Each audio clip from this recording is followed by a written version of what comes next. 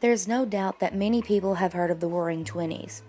It was known as the Jazz Age, and many amazing artists, authors, and athletes were showing up left and right. One of the classic authors named F. Scott Fitzgerald was one of them. He wrote the well-known novel called The Great Gatsby. It's known for a man devoting his entire life to the faint hope of rekindling his old love affair with a lost lover and the huge parties that were thrown. Miss Piper, an English 3 honors teacher, had her junior class read The Great Gatsby this semester. Afterwards, she allowed the students to throw a Great Gatsby party themselves. Few of the students were getting rather odd looks when passing others in the hallway for being dressed in the 1920s attire. A junior named Christina was pulled aside and was asked about the clothing.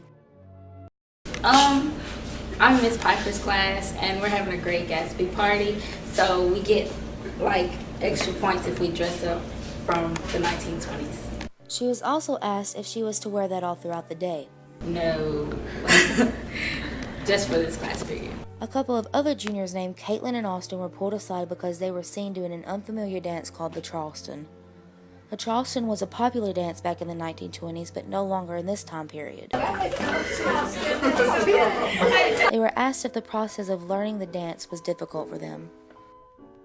Not for me, for some people.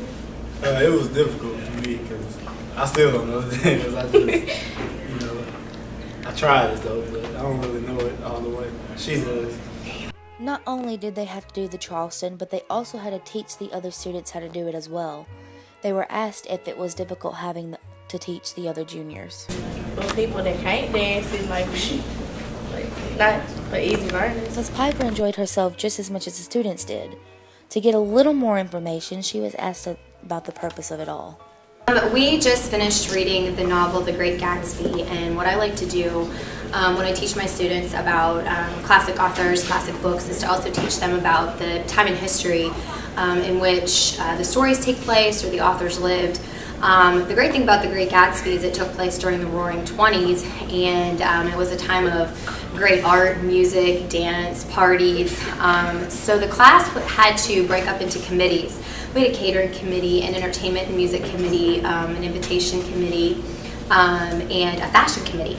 And they had to research all of their specific subject matter and teach it to the class, so that our fashion committee presented yesterday, so those who dressed up for extra credit knew what to wear and also what not to wear for the party.